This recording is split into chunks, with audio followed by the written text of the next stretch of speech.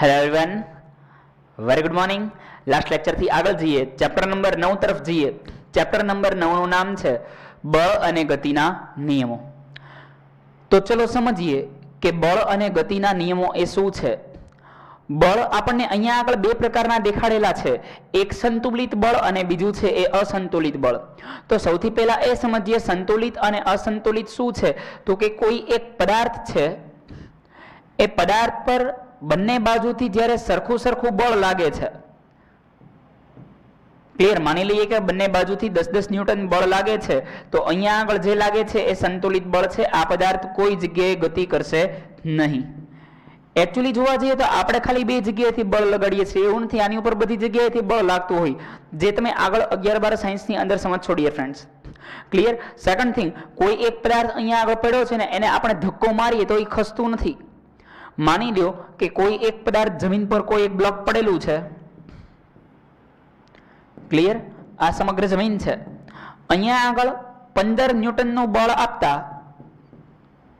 આ બ્લોક ક્યાંય ગતિ કરતો નથી. તો એ ગતિ નથી કરતો, એની માટે જવાબદાર શું છે? તો કે બ્લોક અને જમીન વચ્ચેનું ઘર્ષણ બળ જવાબદાર છે. તો અહીંયા પણ એક પ્રકારનું ફ્રિક્શનલ ફોર્સ લાગે છે અને એ ફ્રિક્શનલ ફોર્સના લીધે એ કોઈ ગતિ કરતો નથી. તો આ પણ એક પ્રકારનું સંતુલિત બળ છે કે ભાઈ બ્લોક જમીન સાથે એ કઈ રીતનું હશે, શું છે, એ આગળ તમારે આવશે. જસ્ટ એક જાણકારી માટે તમને કહું છું. ક્લિયર. તો જ્યારે દરેક જગ્યાએથી સરખા બળ લાગે અને પદાર્થ કોઈ જગ્યાએ ગતિ ના કરે, તો આવા બળને આપણે સંતુલિત બળ તરીકે ઓળખીએ છીએ. યાદ રાખજો, સંતુલિત બળનું પરિણામી બળ છે એ હંમેશા 0 હશે. સંતુલિત બળનું પરિણામી બળ કેટલું હશે? 0. ફરી એકવાર, સંતુલિત બળનું પરિણામી બળ છે એ મિત્રો આપણને કેટલું જોવા મળશે? 0. તો હવે આપણે મિત્રો વાત કરીએ અસંતુલિત બળ એટલે શું. સંતુલિત બળની વ્યાખ્યા તો આપણે જોઈ લીધી. હવે આપણે શું જોઈએ છીએ? અસંતુલિત બળો. તો જ્યારે મિત્રો કોઈ પણ એક જગ્યાએથી બળ લાગતું હોય અને પદાર્થ કંઈક ને કંઈક ગતિ કરતો હોય, એ તો ખબર પડે ને સંતુલિત બળ કેમ 0 છે? કારણ કે બધી જગ્યાએથી સરખો ફોર્સ લાગે છે. આગળ વધીએ ત્યાંથી અસંતુલિત બળની વાત કરીએ તો કે કોઈ પણ બળ લગાડવામાં આવે, કોઈ પણ બળ લગાડવામાં આવે તો એ બળના લીધે આઈધર સ્થિર પદાર્થ છે એ ગતિમાં આવતો હોય, અધરવાઇઝ એવું બનતું હોય કે ગતિમાન પદાર્થ છે એ સ્થિર બનતો હોય, અધરવાઇઝ એવું બનતું હોય કે પદાર્થના આકારમાં કંઈક ને કંઈક ફેરફાર જોવા મળતો હોય. ક્લિયર. પદાર્થની સ્થિતિમાં કંઈક ને કંઈક ફેરફાર જોવા મળતો હોય. બરાબર.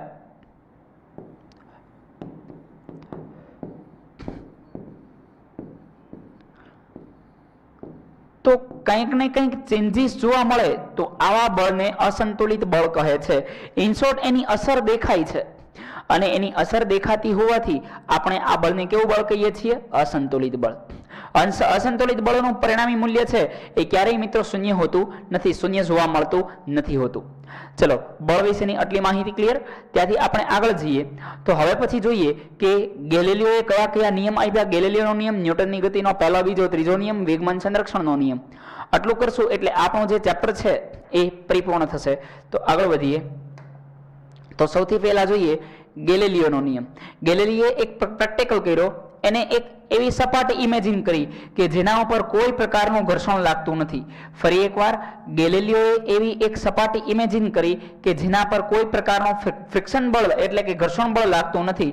તો અહીંયા આગળથી કોઈ દડાને ગતિ કરાવવામાં આવે, અહીંયા આગળથી કોઈ દડાને મિત્રો જો ગતિ કરાવવામાં આવે તો એ દડો છે એ સીધો આગળ વધશે, ક્યારેય અટકશે નહીં. અને ક્યાં સુધી આગળ વધશે? તો કે આ દડો છે એ ઇન્ફાઇનાઇટ લેવલ સુધી, ક્યાં સુધી?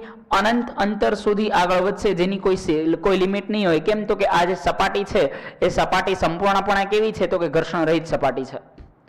પછી ગેલિલિયોએ એક નવું ઓબ્ઝર્વેશન કર્યું કે અહીંયા આગળથી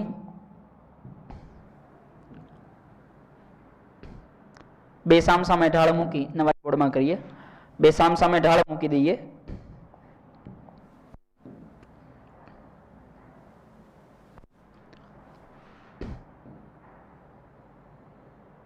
ક્લિયર. અહીંયા આગળ બે ટ્રાયેંગલ્સ મૂકેલા છે, આ બંનેને કનેક્ટ કરી દીધેલા છે. હવે અહીંયા આગળથી એક દડાને ગબડાવવામાં આવે છે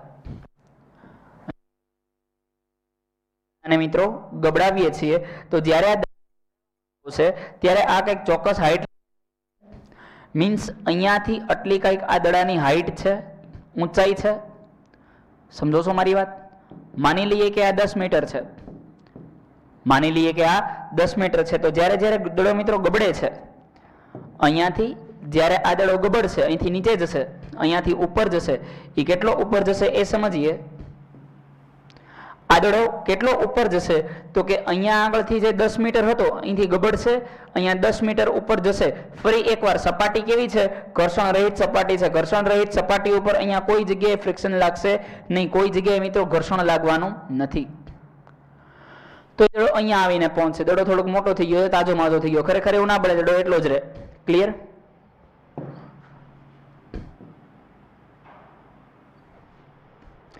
ચલો હજી થોડો નાનો એવું વેરિએશન છે, પણ માની લો ઘટો ઘટો દડો થઈ ગયો છે. તો જેટલો દડો છે એ અહીંયા આગળથી ગતિ કરીને અહીંયા આગળ આવશે તો અહીંયા આગળ પણ આ 10 મીટરની જ હાઈટ પકડશે. એટલે કે તમને એવો સવાલ પૂછે, એક ઘર્ષણ રહિત સપાટી ઉપર કોઈ બોલ છે કે કોઈ પણ વસ્તુ છે એ આટલી ઊંચાઈ પકડી હોય તો એ બીજી જગ્યાએ કેટલી ઊંચાઈ છે એ ગેઇન કરશે. તો ત્યાં આગળ પણ બંનેની ઊંચાઈ કેવી રહેશે ડિયર ફ્રેન્ડ્સ? તો કે બંનેની ઊંચાઈ જોવા જઈએ તો બંનેની ઊંચાઈ મિત્રો સમાન રહેશે. હવે અહીંયા આગળ એને બીજું ઓબ્ઝર્વેશન કર્યું કે અહીંયા આગળ કંઈક ખૂણો બનાવેલો છે, આને આપણે કહી દઈએ θ1. ક્લિયર? હવે અહીંયા આગળ ખૂણો ધીરે ધીરે ઘટાડતા જઈએ. ખૂણો શું કરતા જઈએ મિત્રો? ધીરે ધીરે ખૂણો છે એ ઘટાડતા જઈએ. તો ગેલિલિયોએ નવું ઓબ્ઝર્વેશન કર્યું કે જ્યારે જ્યારે ખૂણાને ઘટાડવામાં આવે છે, જ્યારે જ્યારે ખૂણાને શું કરવામાં આવે છે? ઘટાડવામાં આવે છે. એટલે કે અહીંયા આગળ જે ત્રિકોણ બનાવશું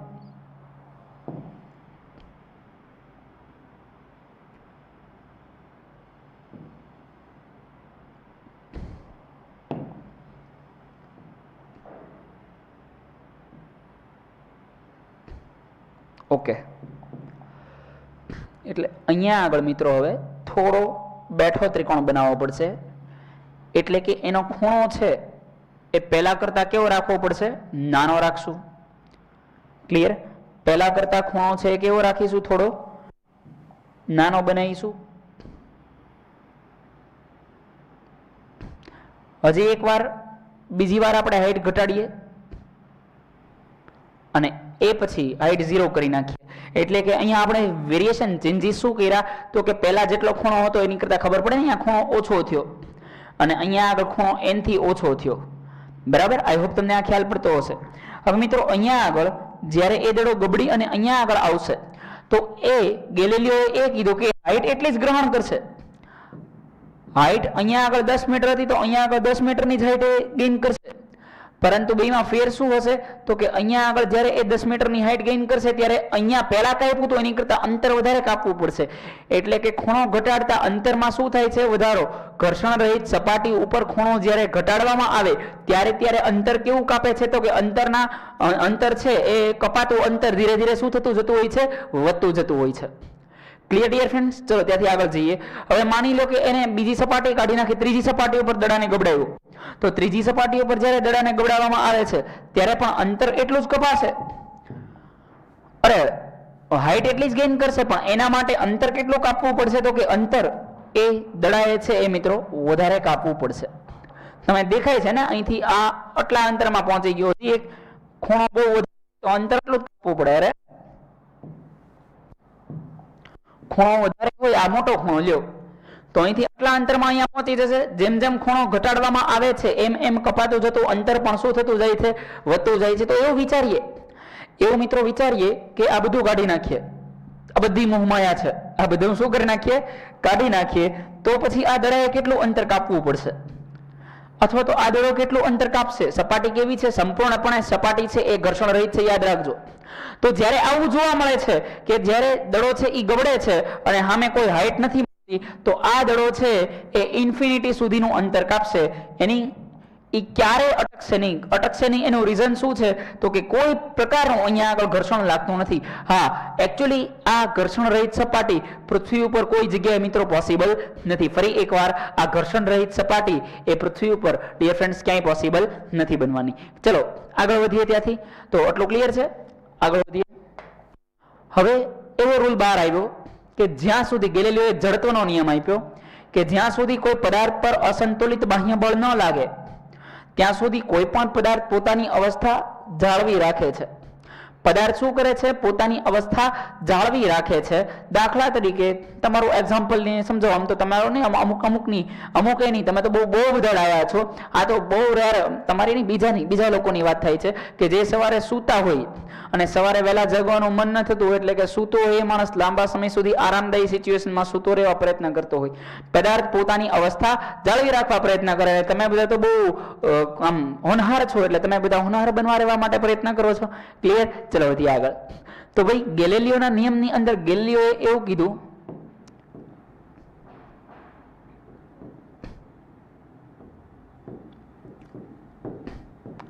કે જ્યાં સુધી કોઈ પદાર્થ પર અસંતુલિત બાહ્ય બળ ન લાગે, એટલે કે પદાર્થને કોઈ બળ આપવામાં જ નથી આવતું, ત્યાં સુધી એ સ્થિર પદાર્થ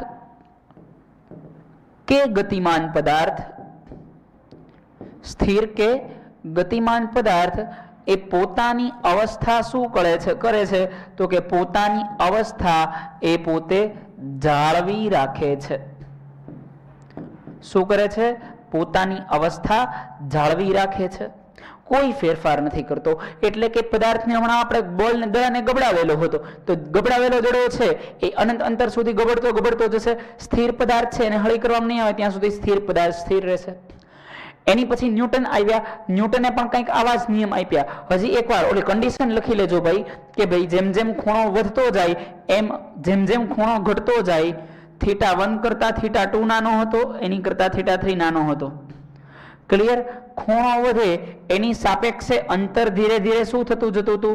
વધતું જતું હતું. આ ખાલી કન્ડિશન છેલ્લી મારી લેજો. ક્લિયર? અને થીટા છે એ 0 કરી નાખવામાં આવે તો d ઇન્ફાઇનાઇટ થઈ જાય. થીટા 0 કરી નાખવામાં આવે તો d ઇન્ફાઇનાઇટ થઈ જાય. તો ગેલિલિયોના પ્રેક્ટિકલ માટે theta is inversely proportional to અંતર, distance. Angle is inversely proportional to distance, કે ખૂણો છે એ તેના અંતરના વ્યસ્ત પ્રમાણમાં મિત્રો જોવા મળે છે. ચલો આટલું ક્લિયર છે? ક્લિયર છે? તો હવે સીધા આપણે આવી જઈએ ન્યૂટન પર. ન્યૂટન પર આવતા પહેલા થોડુંક જડત્વ વિશે માહિતી મેળવી લઈએ. મારો સ્ક્રીનશોટ હું આગળ જાઉં છું. હવે મિત્રો આપણે સમજીએ જડત્વ શું છે. જડત્વને બીજી ભાષામાં કહેવામાં આવે છે મોમેન્ટમ. કોની વાત કરીએ છીએ આપણે? જડત્વ એટલે કે મોમેન્ટમ. કોઈ પણ પદાર્થ પોતાની અવસ્થા જાળવી રાખે, જે પદાર્થનો અવસ્થા જાળવી રાખવાનો ગુણધર્મ છે,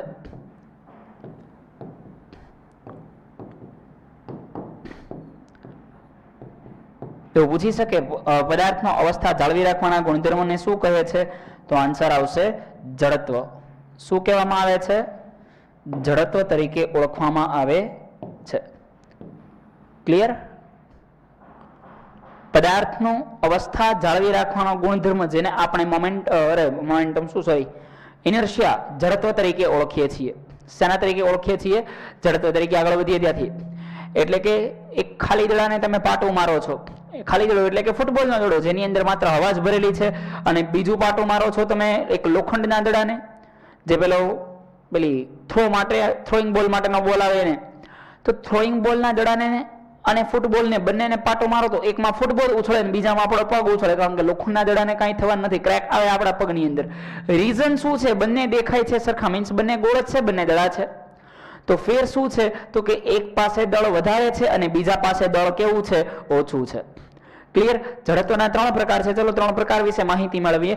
જડત્વના એવો સવાલ પૂછે જડત્વના કેટલા પ્રકાર છે? તો લખવાનું જડત્વના મિત્રો કેટલા પ્રકાર છે?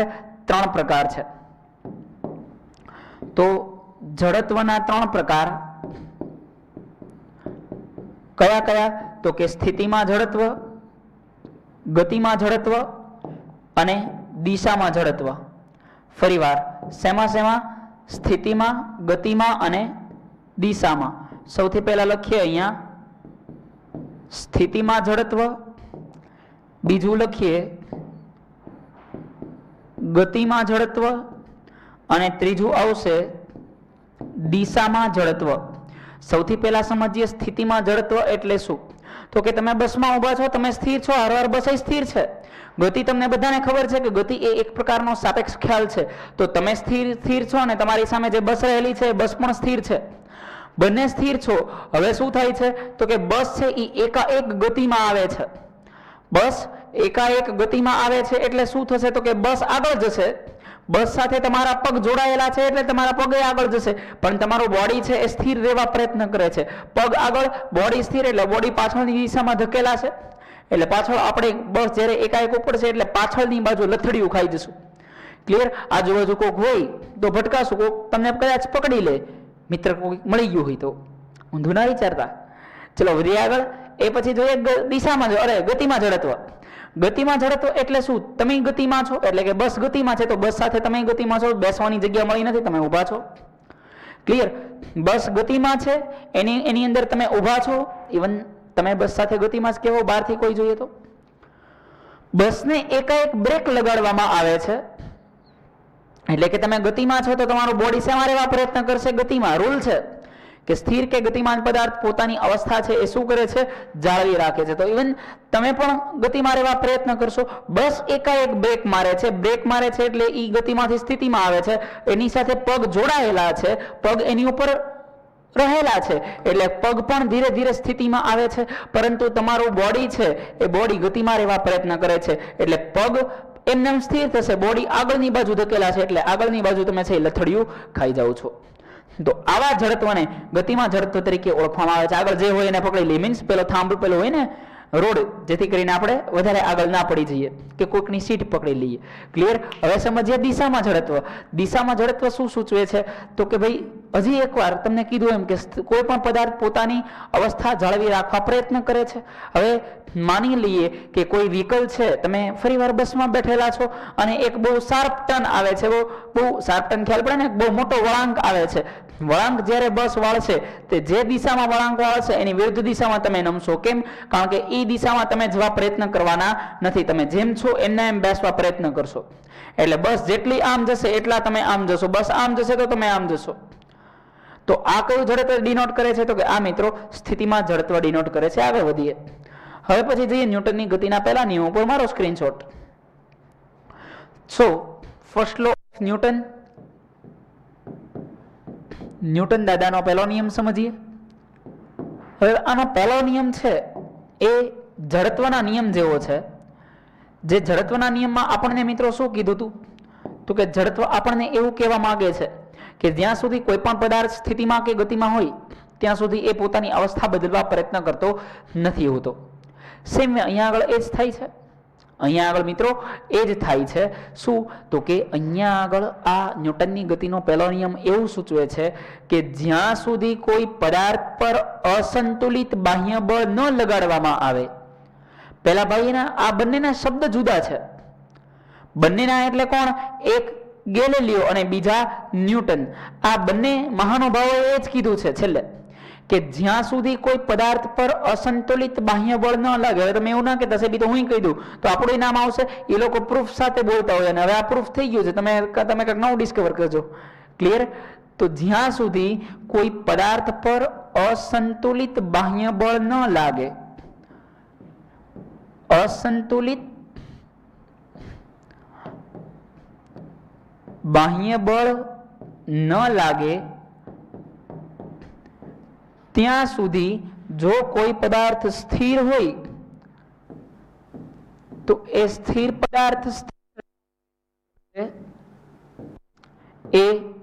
પદાર્થ કેવા રહેવા પ્રયત્ન કરશે? સ્થિર રહેવા પ્રયત્ન કરશે. અને જે ગતિમાન પદાર્થ છે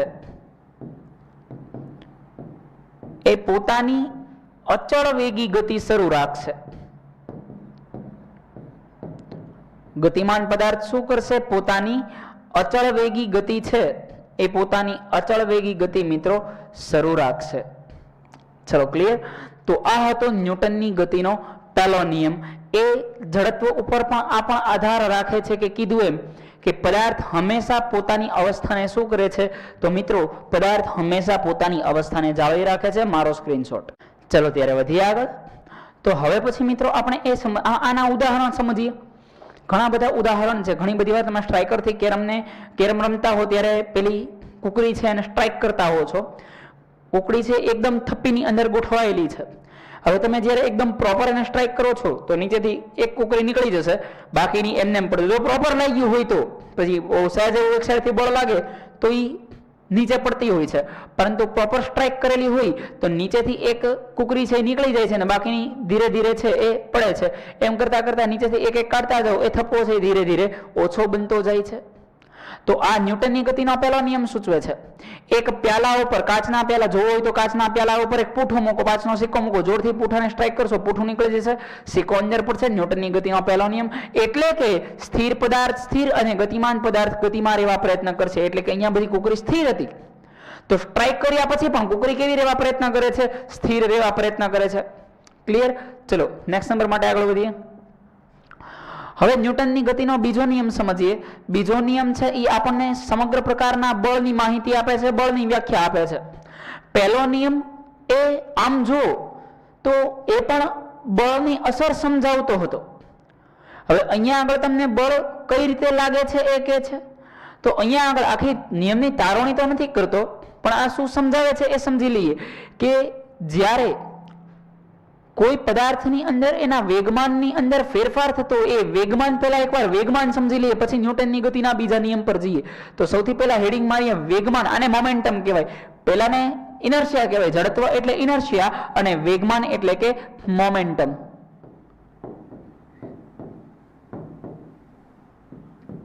ચલો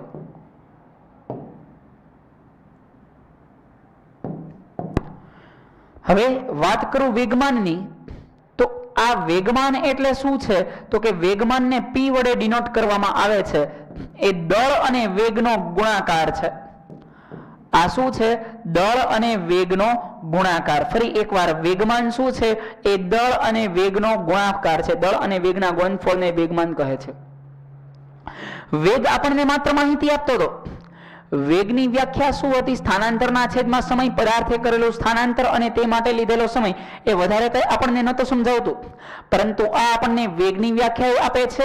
અને એ જે વધારે વેગ છે અથવા તો ઓછો વેગ છે એ પદાર્થનું દળ કેટલું છે એની ઉપર પણ આધાર રાખે છે. એટલે કે આ ઇમ્પેક્ટ ડિનોટ કરશે. દાખલા તરીકે આપણે વાત કરીએ, મિત્રો આપણે વાત કરીએ, એક ટ્રક અને સાયકલ બંને 20ની સ્પીડે ગતિ કરે છે. એટલે આપણને જો ખાલી વેગની વાત કરીએ તો બંને 20 મીટર પર સેકન્ડના વેગથી ગતિ કરે છે એવું માની શકીએ. પરંતુ અહીંયા આગળ આપણે એની ઇમ્પેક્ટ જનરેટ કરવી હોય, કોણ વધારે અસરકારક છે?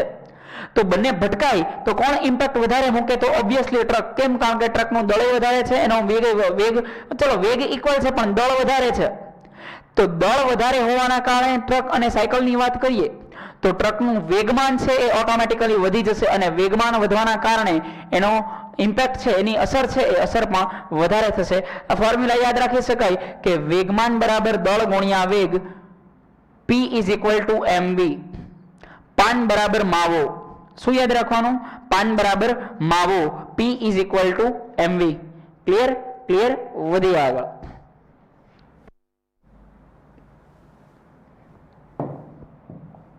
મારજો સ્ક્રીનશોટ. ચલો ત્યારે પાછા આવી જઈએ આની અંદર. તો હવે સમજીએ સેકન્ડ લો ઓફ ન્યૂટન. ન્યૂટનનો બીજો નિયમ ઈ શું કહે છે? કોઈ પણ પદાર્થના વેગમાનમાં થતા ફેરફારનો સમય દર, વેગમાનમાં થતા ફેરફારનો સમય દર તેના પર લાગુ પડેલા બાહ્ય બળના સમપ્રમાણમાં હોય છે. તમે કોઈ પદાર્થની અંદર, દાખલા તરીકે કોઈ પદાર્થ સ્થિર છે, માની લઈએ કે પેલું આવે ડોમિનોઝ નહીં, આ ડોમિનોઝ એટલે પેલા લાઈનમાં ચોકઠા ગોઠવેલા હોય, એક ને પાડો એટલે બધા લાઈનમાં પડે. તમને ડોમિનોઝ એટલે હવે પિઝા યાદ આવશે. ક્લિયર? તો ડોમિનો શું છે?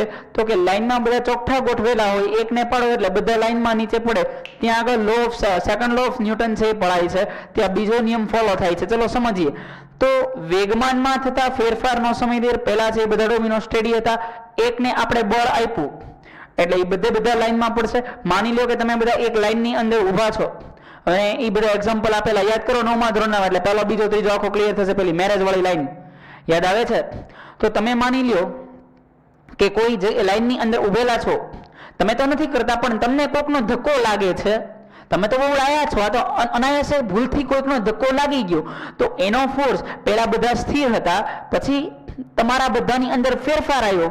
કેમ? કારણ કે કોઈક પાછળથી ફોર્સ લગાડે છે. હવે જો એ જોરથી ધક્કો માર્યો હશે તો એ જે ફેરફાર આવશે બહુ ત્વરિત આવશે, અને ધીમે ધીમે આવ્યો હશે ધક્કો તો ખાસ અસર નહીં કરે. તો વેગમાનમાં થતા ફેરફારનો સમય દર તેના પર લાગતા અસંતુલિત બાહ્ય બળ જેટલો હોય છે. કેવો હોય છે? અસંતુલિત બાહ્ય બળ જેટલો.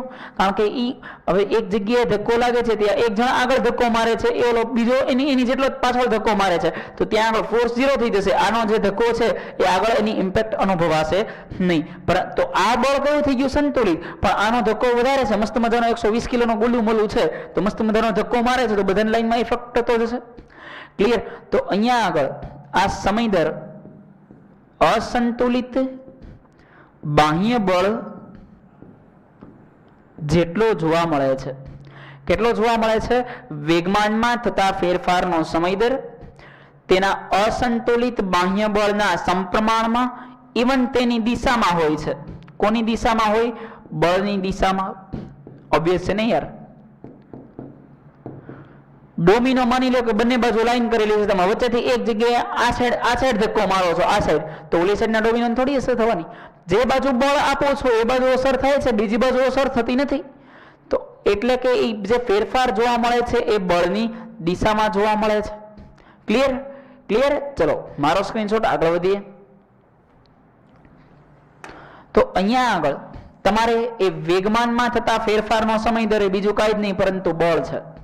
બળ એ કોના સમપ્રમાણ?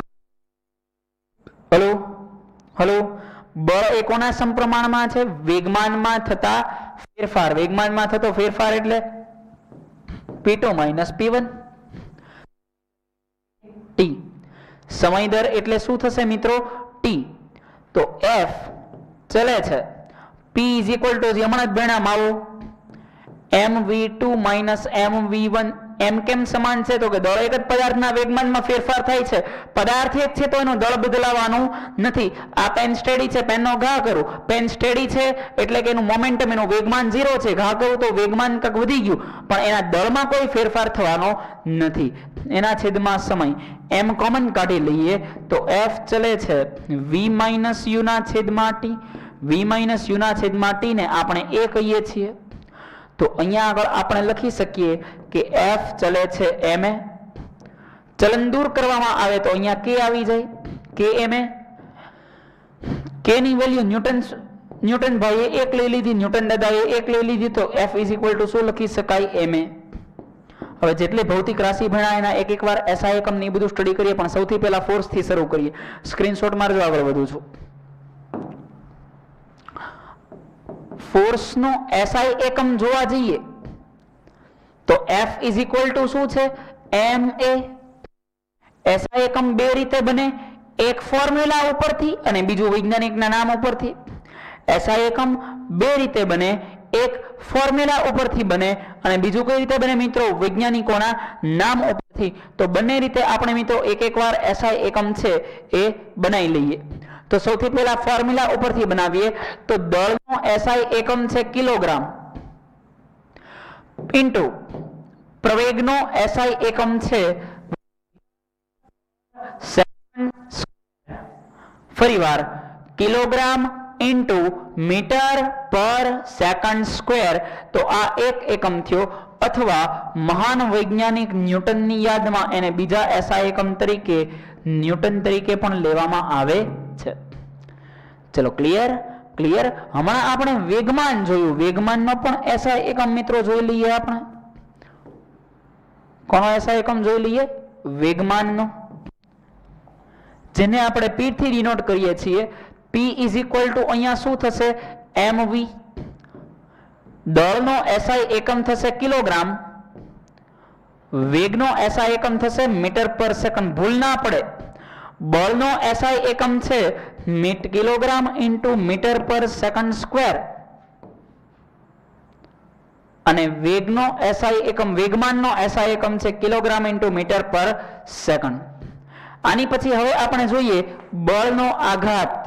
શું સમજીએ છીએ? બળનો આઘાત, આઘાત એટલે કે એની અસર, ઇમ્પેક્ટ. તમે કેટલી બળની અસર સમજો છો એને બળનો આઘાત તરીકે ઓળખવામાં આવે છે. ક્રિકેટ રમો છો, ફેરવીને તમારી ઉપર સ્ટ્રોક લગાડે છે અને તમે કેચ પકડો છો, તો એ બોલની જે હાથ ઉપર અસર થાય છે, સી બળ સામેવાળા ખેલાડીએ, પ્લેયરે લગાડેલું છે, બેટ્સમેન લગાડેલું છે, પણ એ ફોર્સની તમારા ઉપર અથવા તો જે અટકાવે છે એની ઉપર ઇફેક્ટ થાય છે, આને આઘાત તરીકે ઓળખવામાં આવે. તો આ બળ અને તે લાગતું હોય, બળ અને જે સમય દરમિયાન બળ લાગતું હોય, બળ એટલે કે દડો આવે છે, હાથ ઉપર લગાડે છે બળ, અને કેટલા સમય સુધી ચખે છે. બહુ ઓછા સમયમાં સીધે સીધો હાથ ઉપર આવી ગયો તો હાથ ચમચમી જાય, ચખી જાય. ક્લિયર? ઘણી બધી વાર કોકની આંખ ઉપર દડો વાગી ગયો તો આંખ નાની એવી થઈ જાય થોડા દિવસ માટે. તો આ જે બળ લાગે છે અને એ કેટલા સમયગાળા દરમિયાન લાગે છે તેને બળના આઘાત તરીકે મિત્રો ઓળખવામાં આવે છે. તો ચલો સમજીએ બળનો આઘાત, ઇમ્પેક્ટ ઓફ ફોર્સ.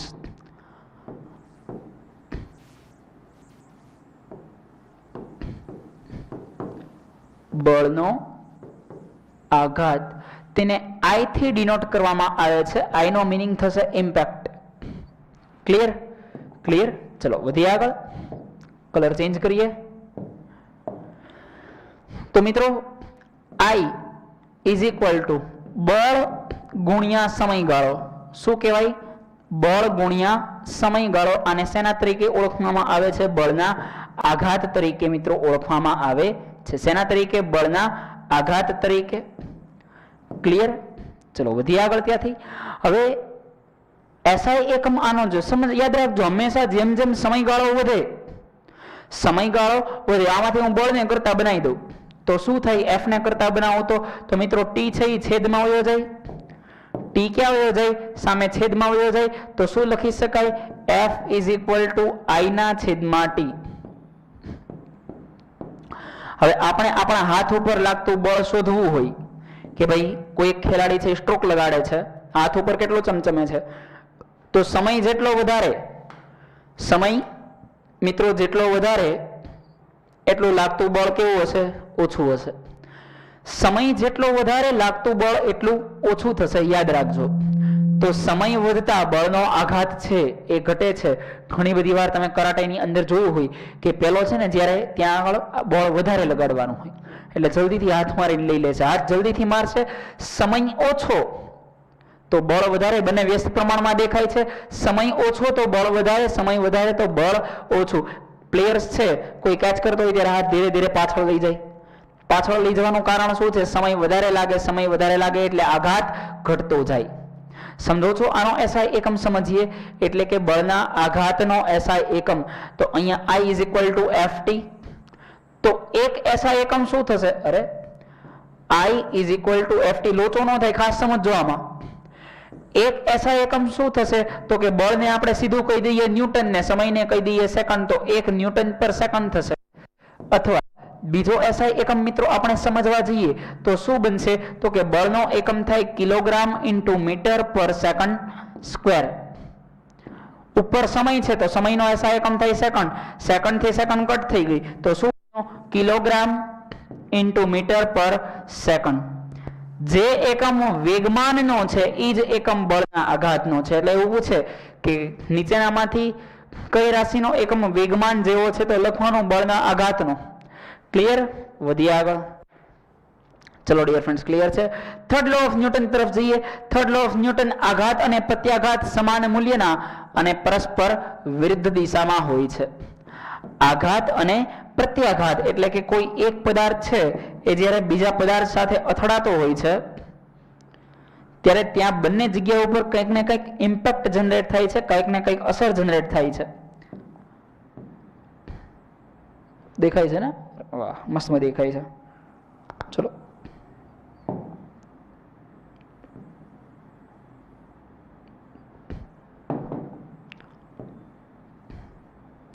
અહીંયા કોઈ એક દડો છે, અહીંયા કોઈ એક સામે બીજો દડો છે. આ બંને જે કોઈ પણ રીતે આંતરક્રિયા કરે છે, આંતરક્રિયા કરે છે એટલે કે કોઈ પણ રીતે આ બંને દડા છે એ અથડાય છે એકબીજા સાથે. હવે જ્યારે આ બંને દડા મિત્રો એકબીજા સાથે અથડાશે, આ બંને દડા જ્યારે એકબીજા સાથે અથડાય છે ત્યારે કંઈક ને કંઈક ઇમ્પેક્ટ જનરેટ થાય છે. માની લઈએ કે આ દડાને આપણે A કહી દઈએ, આ દડાને આપણે B કહી દઈએ. ક્લિયર? તો જ્યારે દડો A છે એ દડા B સાથે અથડાશે, દડો A દડા B સાથે મિત્રો જ્યારે અથડાય છે ત્યારે કોઈ પણ પ્રકારે આ આની ઉપર જેટલું બળ લગાડે છે એટલું જ બળ આ આની ઉપર લગાડે છે. એ B ઉપર લગાડે અને જો આપણે આઘાત કહીએ તો મિત્રો B જ્યારે A ઉપર લગાડશે એને આપણે કહીશું પ્રત્યાઘાત. તો આઘાત અને પ્રત્યાઘાત એ હંમેશા સમાન મૂલ્યના અને પરસ્પર વિરુદ્ધ દિશામાં હોય છે. ફરીવાર, આઘાત અને પ્રત્યાઘાત સમાન મૂલ્યના અને પરસ્પર વિરુદ્ધ દિશામાં હોય છે. બંદૂકની ગોળી આગળ જાય ત્યારે બંદૂક પાછળ જાય છે. તોપમાં જ્યારે તોપ આગળ જાય ત્યારે પેલું મશીન છે એ પાછળ આવે છે. મિસાઇલમાં પણ ઘણી બધી વાર તમે જોયું હશે, COD કે એવું રમતા હો તો, એમ તો તમે નહીં જ રમતા હો, બહુ ડાયા છો, આ તો કદાચ રમતા હો તો પેલું RPM ફોડવામાં આવે ત્યારે પેલું છે એ પાછળની બાજુ તરફ ગતિ કરે છે. તો આ એવું ડિનોટ કરે છે કે આઘાત અને પ્રત્યાઘાત સમાન મૂલ્યના અને પરસ્પર વિરુદ્ધ દિશામાં હોય છે. મશીન ગન છે એ સીધી ન ફોડે, એને પહેલા સાથે કનેક્ટ કરેલી હોય. ક્લિયર? અને પછી એની ગોળી છે ફોડવામાં આવે.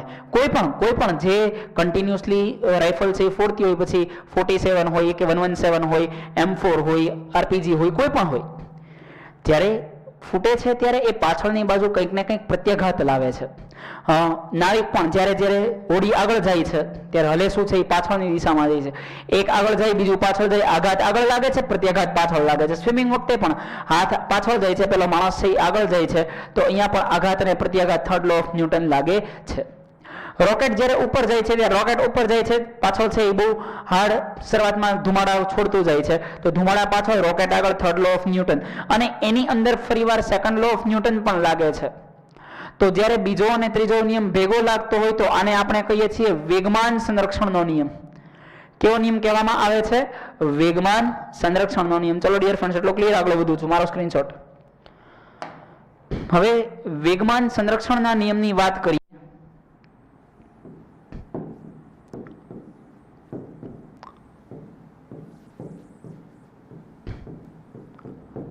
તો માની લઈએ કે એક ઘર્ષણ રહિત સપાટી છે.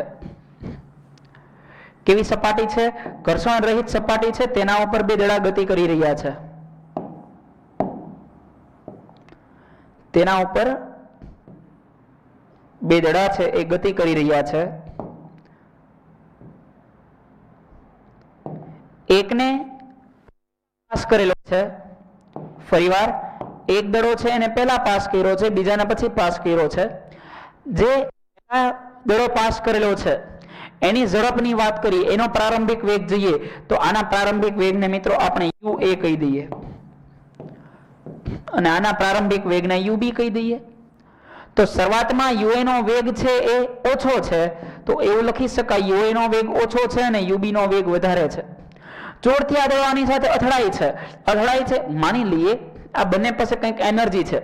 આનો વેગ ઓછો છે એટલે આની પાસે 50 ની એનર્જી છે, આની પાસે 150 ની એનર્જી છે, ટોટલ 200 ની એનર્જી થઈ. હવે આ તંત્ર છે, આ બંને દડાનું ભેગું થયેલું સમગ્ર પ્રકારનું શું છે? તંત્ર છે.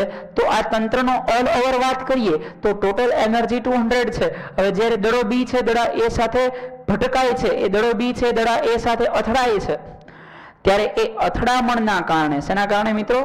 એ અથડામણના કારણે શું થયું કે દડા B નો વેગ છે, દડા B નો વેગ એ ઓછો થઈ ગયો.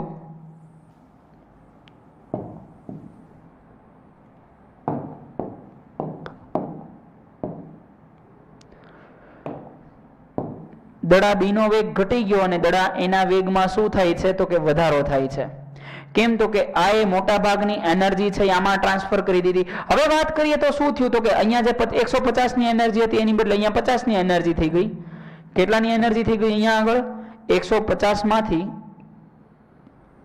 અહીંયા માની લઈએ 50 ની એનર્જી થઈ ગઈ, આની 150 ની એનર્જી થઈ ગઈ. ટોટલ 200 જ રહેશે. ટોટલમાં ક્યારેય કોઈ પ્રકારનો ફેરફાર થતો નથી. ફરી એકવાર, ટોટલમાં ક્યારેય મિત્રો કોઈ પ્રકારનો ફેરફાર જોવા મળતો નથી હોતો અને મિત્રો જ્યારે ટોટલમાં ફેરફાર જોવા નથી મળતો એને આપણે શું કહીએ છીએ? વેગમાન સંરક્ષણના નિયમ તરીકે ઓળખીએ છીએ. કેવા નિયમ તરીકે ઓળખવામાં આવે છે?